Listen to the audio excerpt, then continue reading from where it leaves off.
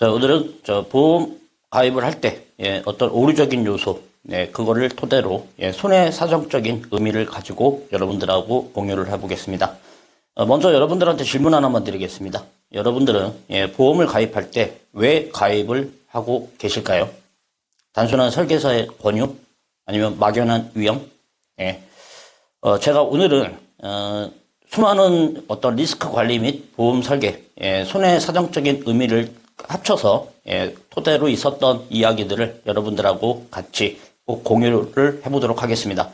원리를 아시면 여러분들이 절대 후회하지 않는 어떤 리스크 방지가 될 수 있을 거라고 생각이 듭니다. 자, 보험 설계서도 모르고 가입시켰던 보험 설계 정확한 개념을 잡아드리도록 하겠습니다. 구독, 좋아요, 알림, 여러분들의 보험 설계에 있어서 큰 도움이 되실 수 있으실 거라고 장담드립니다. 먼저 GPT한테 물었습니다. 덴저와 리스크. 이 차이는 GPT는 이렇게 답변했습니다. 위험이란 해를 입힐 수 있는 잠재적인 위협, 유해한 상태, 폭풍, 화재, 천재지변. 위험은 결국은 뭐냐면 우리가 어떤 보험 가지고 해결할 수 없는 상황들입니다. 쉽지 않죠. 그다음에 리스크, 위험이 실제로 발생할 가능성이나 확률, 이렇게 됩니다. 뭐 예를 들어서 암 진단 확률이 약 33%다. 뭐 이런 형태가 되겠죠. 제가 누차 말씀드리지만 저는 보험의 원리 자체를 가장 큰 예시로 드는 게 남대문 화재라고 이야기를 합니다. 보험을 들어놨음에도 불구하고 판도라의 상자가 돼버린 이런 형태가 문제가 되는 거죠. 남대문 화재 보험금을 9,500만 원 받았고요. 보험 비용은 300억 원 이렇게 받았습니다. 근데 여기서 여러분들이 아셔야 될 게 뭐냐면 이 화재의 원인은 분명히 방화였습니다. 방화. 원인은 방화였는데 문제가 뭐냐면 이게 원인은 방화인데 이게 이제 결정적으로 이 원인에다가 더 결정적인 요소를 더 첨가시킨 거죠. 플러스가 돼버린 거죠. 이게 목적 건물이 문제였고 거기에 스프링클러 시설이 없었기 때문에 더 큰 화재로 발생이 됐던 거죠. 이게 두 가지가 여러 가지 요소들이 이제 합쳐진 거고요. 결국은 손실률은 보험을 들어놨음에도 불구하고 마이너스 299억 500. 여기에 또 한 가지 문제가 뭐냐면 가치평가가 제대로 이루어지지 않은 걸로 생각이 듭니다. 왜 남대문 문화재가 왜 국보 1호였는데 9,500만 원밖에 이 가치가 형성되지 않았는지 저는 개인적으로 그게 의문이라고 생각합니다. 아주 잘못된 전형적인 보험의 예시라고 보시면 될 것 같습니다. 자, 손실 발생의 목적, 그러니까 사전적인 의미하고 사후적인 목적이 있는데 여러분들이 이 원리를 아시면 이제 보험 원리를 이해하실 거고요. 자, 손실적 목표, 어떤 일이 발생이 될 때 불확실성에 대해서 우리가 보험을 가입하는 거겠죠. 여러 가지 요소들이 있는데 먼저 우리가 보험이라는 거는 내가 자산이 많다 그러면 리스크를 해소할 수 있는 자산이 있다 그러면은 뭐 굳이 안 드셔도 된다라고 생각합니다. 내가 그걸 감수할 수 있다면 단 돈이 좀 없기 때문에 보험회사의 위험을 전가시키는 게 보험의 원리겠죠. 첫 번째 경제적 비용, 최소의 비용으로 리스크를 줄일 수 있는. 아까 리스크라는 건 결국 뭐냐면 내가 좀 조심을 해서 어떤 줄여나갈 수 있는 그런 것들을 말하고 있죠. 그다음에 손실 방지. 이게 아까 확률, 일어나는 빈도와 심도. 심도라는 건 이제 강도라고도 표현하죠. 빈도와 이 강도. 이게 두 개가 곱해지면은 어떤 값이 나오겠죠. 그거를 토대로 해서 참조를 하시면 될 것 같고요. 그다음에 불안감 해소. 어떤 우리가 리스크 발생될 수 있는 것들이 있다 그러면 굉장히 불안감적인 요소를 가질 수 있겠죠. 그래서 불안감을 감소시키고 대신 그 시간에 경제활동에 집중할 수 있는 이게 어떤 발생 전 목표라고 생각이 듭니다. 그다음에 사회적 이미지. 이거는 뭐 꼭 개인뿐만 아니라 뭐 회사도 마찬가지고 뭐 국가도 마찬가지고 전체적인 부분에서 보시면 될 것 같습니다. 어떤 준비하는 자세, 그다음에 대비에 대한 어떤 긍정적인 효과가 있겠죠. 그래서 사회적 이미지 이렇게 됩니다. 그다음에 이제 사후적인 목표, 어떤 손실이 발생되고 나서 후에 우리가 이제 왜 어떻게 이거를 가지고 해야 되는지. 먼저 경제적 안정성. 어떤 이제 재산상 손해가 발생이 되면 우리가 이제 여기에 맞춰서 앞으로 더 발전할 수 있는 경제적 이익의 미래를 결국은 대비를 하는 거겠죠. 그래서 이게 손실 후 목표라고 보시면 됩니다. 그다음에 지속적인 성장, 지속적인 추가 성장의 노력과 위에 거하고 이제 비슷한데요.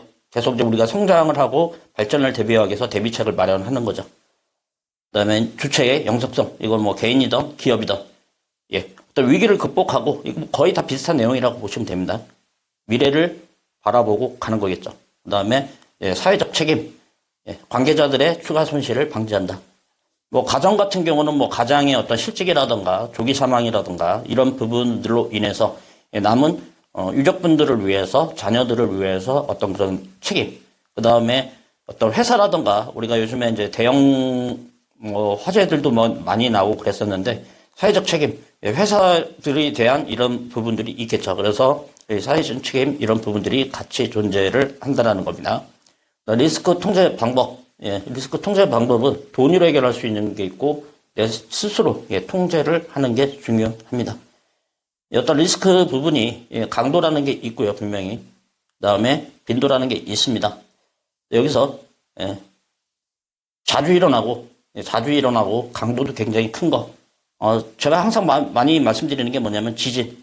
일본일을 기준으로 하게 되면 지진 같은 거는 보험 가지고 해결이 되지 않습니다. 이건 도망가는 게 맞습니다. 이런 때는 도망가는 거죠. 그다음에 자주 일어나는데 강도가 약한 거, 이런 거는 교육을 통해서 우리가 통제를 하는 거겠죠. 우리가 그래서 안전교육이라던가 뭐 이런 부분들을 실시하는 것들, 이런 것들은 결국은 통제입니다. 이 두 부분은 컨트롤을 하는 거죠. 우리가 스스로 이제 컨트롤을 하는 부분들을 이야기하는 거고요. 자주 일어나지도 않고, 이게 리스크 크기가 크지 않은 부분들, 강도도 크지 않은 부분들에 대해서는 이런 것들은 보유하면 될 것 같습니다. 항상 말씀드리지만 뭐 10,000원 나오는 거, 뭐 이런 보험금 자주 타먹는 거, 자꾸 타먹는 거에 의존하지 마시고요. 리스크 해지하는 데에 집중을 하시는 게 맞습니다. 여기 보시게 되면 그렇게 크게 일어나진 않지만 50%의 확률을 보다 안 된다. 근데 한 번 일어나면 리스크가 되게 크다. 중대한 질병 같은 거, 이런 거 우리가 이제 보험을 가지고 전가를 하겠죠. 이게 이제 리스크 전가라고 하는데, 이게 이제 그래 보험회사에 내가 일정 정도 돈을 줄 테니까 보험회사에서 나를 좀 컨트롤 해달라. 이런 게 이제 보험 의미겠죠. 그래서 이 두 부분은 전가하고 보유는 어떤 금전적인 요소 가지고 컨트롤을 하는 거겠죠. 그래서 결국은 리스크 재무라는 거는 어떤 빠른 수습하고 자금 조달을 하기 위해서 리스크 재무 개념을 갖고 있고요. 그다음에 이제 통제는 아까 말씀드렸던 불확실성에 대한 대비, 내가 스스로 예측을 해볼 수가 있는 부분입니다. 그래서 결국은 뭐냐면 리스크라는 것은 빈도, 일어나는 횟수와 강도를 합치게 되면 기대값이 나옵니다. 이 기대값은 예를 들어서 사람의 어떤 연봉 구조가 다 틀리죠. 그래서 저 같은 경우도 어떤 이제 그 측정을 합니다. 그 크기에 따라서 경제적인 어떤 손실률은 간접손해 같은 경우는 더 커질 수 있기 때문에 이런 것들이 일일이 재무적인 측면에서 어떤 리스크 관리, 여기서 이제 어떤 계산을 해봐야겠죠. 그래서 이런 거를 토대로 해서 보험을 가입하시는 게 낫다라고 생각이 듭니다. 자, 정리하겠습니다. 자, 보험은 현재 가입을 하지만 내일도 미래입니다. 미래에 사용되는 상품입니다. 저는 보험 자체가 나쁘다고 생각하지는 않습니다. 정확하게 컨트롤을 한다 그러면 필요 시기에 쓰일 수 있는 상품이라고 생각을 하고요. 그다음에 가입 중인 보험이 납입 보험료 대비 리스크 해지가 제대로 되는지, 아까 남대문 같이 되면 절대 안 될 거라고 생각이 듭니다. 그게 결국은 뭐냐면 재앙을 불러오는 결정적인 순간에 판도라의 상자가 될 수 있겠죠. 상담 중에 많이 느끼는 부분이 뭐냐면 거의 보면은 제가 봤을 땐 특약들이 한 수백 개 정도 될 것 같은데 대부분의 어떤 인보험들, 우리가 건강보험이든 이런 부분들을 보면 되게 획일적으로 되어 있습니다. 가액도 거의 비슷하고 이런 이유들이 결국은 저는 그런 거라고 생각이 듭니다. 어떤 세일즈 측면에서 어떤 가격에 흥정을 하다 보니까 설계사분들이 가액을 낮추거나 몸에 안 맞는 그런 상품들을 제공을 해드린 거겠죠. 이게 보험도 이게 기성복이 있고, 그 다음에 이제 맞춤형 복이 있는데, 결국은 개인의 몸의 사이즈와 니즈, 라이프 사이클들이 다 틀리다고 생각을 합니다. 그래서 결국은 어떤 리스크의 어떤 이런 환경들을 측정을 해서 그 측정치에 맞춰서 디자인을 해나가는 것이, 맞춤형 설계를 하는 것이, 그것이 저는 맞다라고 생각을 합니다. 그러니까 보험은 설계사에게 절대 저는 들어주기식 보험계약, 이건 저는 아니라고 봅니다.